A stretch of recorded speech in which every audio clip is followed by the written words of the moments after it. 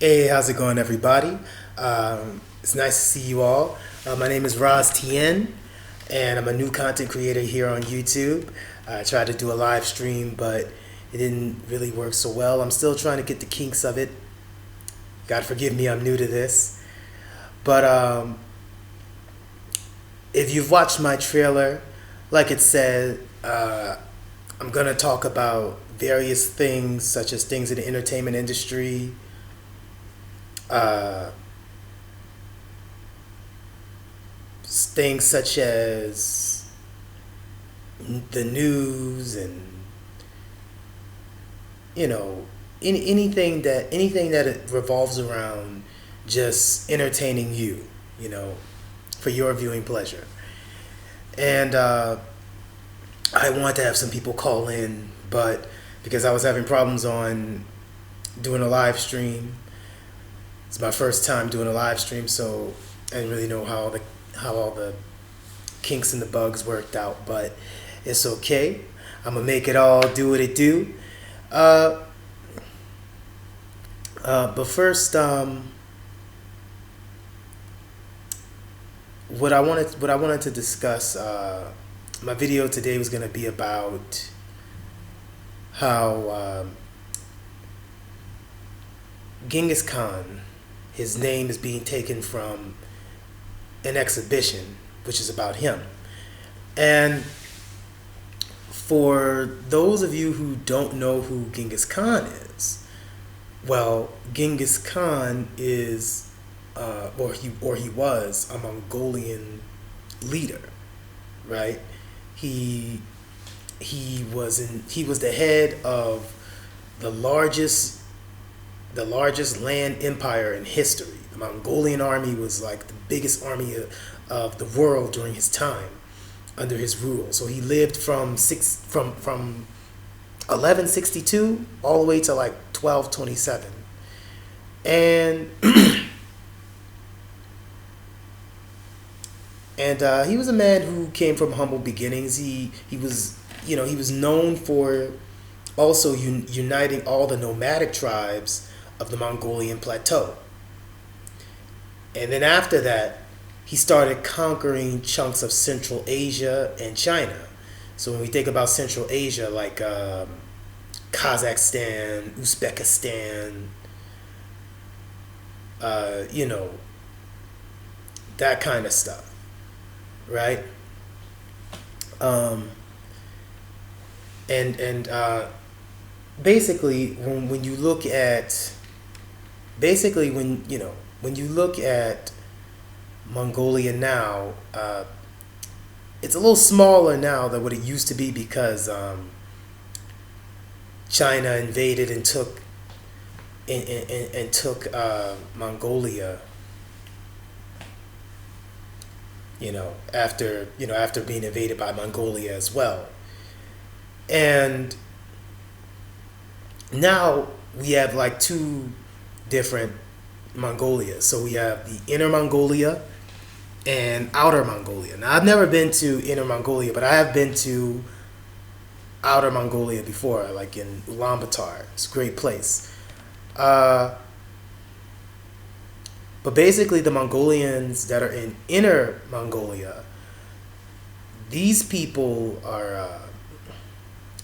The difference between them and Outer Mongolia is that they still can read and write in the traditional Mongolian script, whereas people in Outer Mongolia, they don't.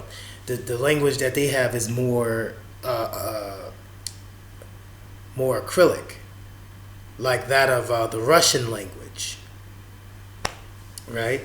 So, with that being said, now that you know a brief history about Mongolia, what I want to talk about is basically how China is just trying to strip not just the name of Genghis Khan from his exhibition, but just strip everything from the Outer Mongolians, everything that they know about being a Mongol, right?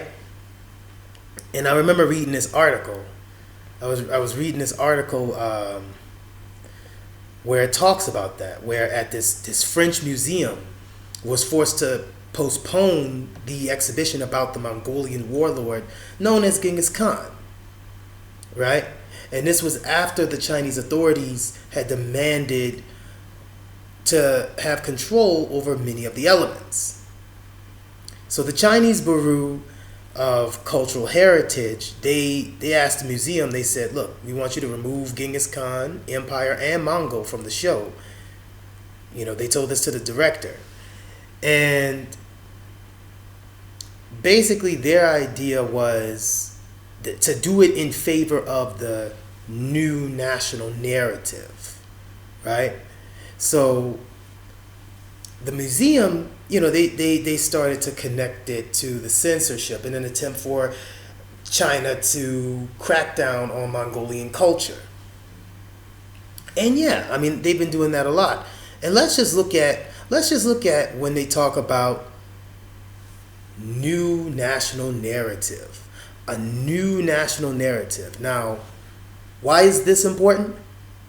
It's important because what they want to do is, and this is what I was talking about a minute or two ago, they want to take everything away from these inner Mongolians, everything that they know about being Mongolian, and try to make them more Chinese. This is what I mean when I say stripping them away. When I say stripping them of everything about of everything they know about being Mongol, it's basically them forcing them to speak Mandarin Chinese and not Mongolian, as well as to even just get rid of their identity as being Mongols and try to just make them more ethnically Chinese, right? And I remember I believe it was back in August. It was back in August where there was a protest. There was a protest where a lot of the students were complaining about having their traditional language being taken in favor of them needing to speak only Chinese. Just taking away the lessons of Mongolian and replacing them with Mandarin. So a lot of people were pissed about that. A lot of the students, and rightfully so, because no one likes to be colonized. No one wants someone to just come into their land and make them change their whole way of life. So, in favor of some strangers, that some Johnny come lately, you know what I mean? So, and that's why it's important to understand about China is that, they're an expansionist country.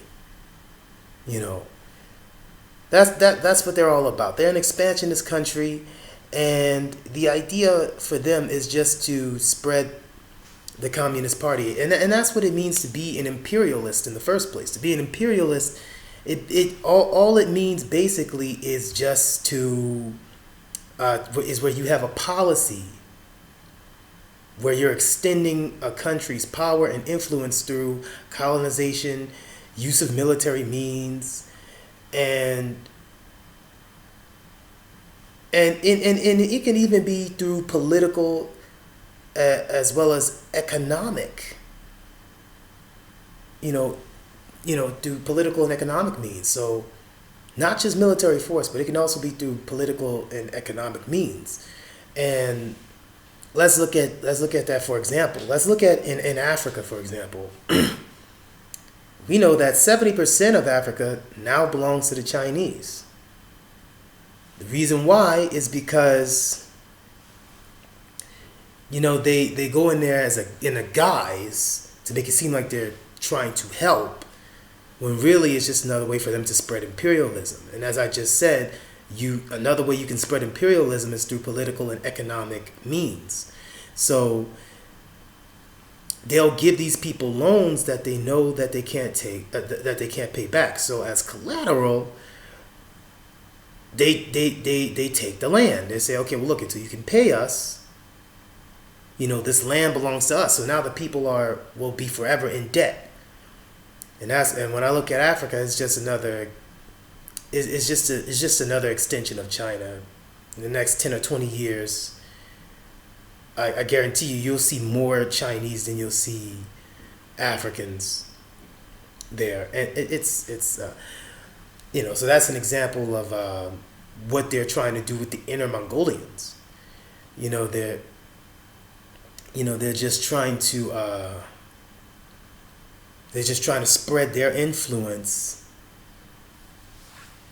in order to make these people less Mongolian and more Chinese, right? So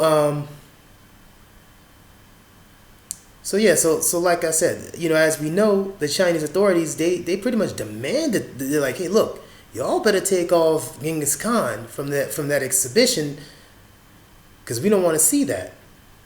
So at this, if I'm pronouncing it correctly, from what I remember, it's Chateau des Dux de Bretagne Museum. Yeah, so this is a museum in Western France, right? And basically, they devised a partnership with the Inner Mongolia Museum in Hot, China. And of course, it was going to be about the infamous Genghis Khan. So the museum's director said that, in a statement on Monday, that the exhibition had to be postponed for 3 years. And it was basically based on acts of censorship of the Central Chinese authorities. Right? And these people, they wanted. I'm gonna tell you how much China really wants to take control of everything. These people went so far as to like take control over the exhibition brochures, the maps, the legends. I mean, the whole nine, right? So and we all know that, it's all about rewriting. It's about the rewriting of the Mongol culture in favor of this so-called new national narrative, right? And my thing is like, when we talk about this new national narrative, all it is just them, just rewriting, erasing, just rewriting and erasing things in order to make it, in order to make themselves look good, to make it seem like they're more powerful and they own everything.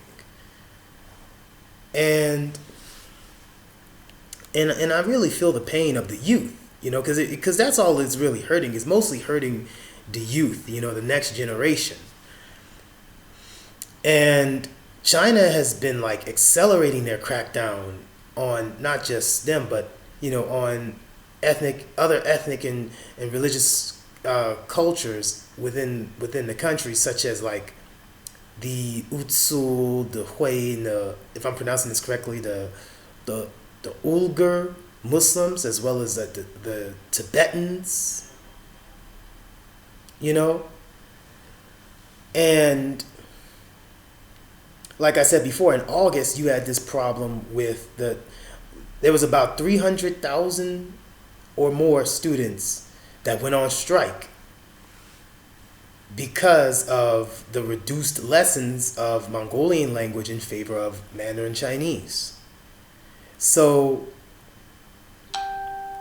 basically, the government, they just retaliated by just like issuing out like thousands upon thousands of like arrest warrants, like for anybody who could even be suspected of being a ringleader. So the exhibition, it was due to open in Nantes in October, and it would have ran to about April 2021, but it's canceled now for the time being. And it makes me, it just really pains me because, like I said, it hurts the youth. Because it's distorting their history and giving them a false identity of who they are. And I understand that, being a person of African descent, I'm a Black American, and when we talk to people from the motherland, I personally, I've come in contact with a lot of different people from the motherland, and a lot of them, they would always ask me, like, so where are you from? And I tell them, I'm from America, New Orleans, Louisiana. And they're like, well, where are your parents from? The same city and state. What about your grandparents? Same city and state. What about your great-grandparents? Same city and state. So as many times as I've talked to them, they've always said, like, how they don't like the fact how we don't like to claim being African. But then it's like, it took me a while to understand that they really don't know Black American history. Like, they don't know that our whole ethnic identity was erased. They don't know that most of us are descendants of West African slaves. And a lot of us, we've been ethnically mixed because a lot of us have European and Native American ancestry, so, feature-wise, we do look different than someone who's like a pure-blooded West African. And, of course, we don't really know where we came from because, because of all the, of all the ethnic mixing, and then you got sold off, and your records got destroyed, and everything you knew about yourself was revised, and you couldn't speak your own language, you couldn't practice your original religion. So, all you knew was America. So of course you don't consider yourself African, and that's why when I think about that, I think about what China is doing to the Inner Mongolians. Spreading their imperialism, trying to revise these people's way of life, their history, and trying to strip them of everything that they know about themselves, knowledge of self, just like how Black people, how we were stripped of knowledge of ourselves. So, it's very interesting. It's very interesting when you look at how the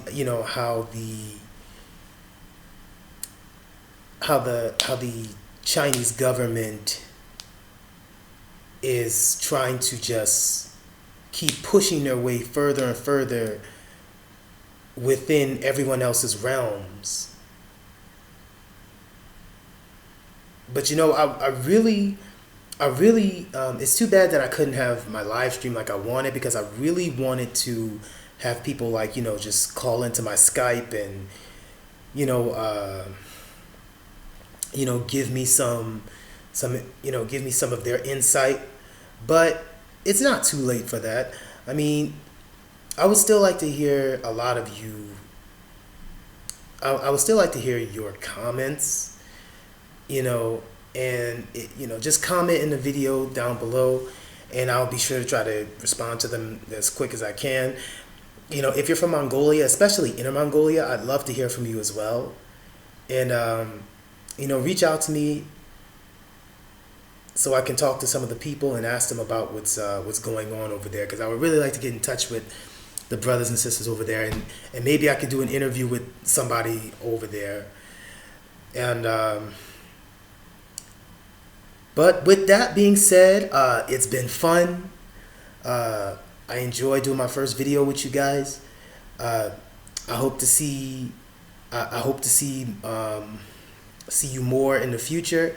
Uh, with that being said, I'd like to just end the video here, and I'll see y'all during the next time. Mahalo.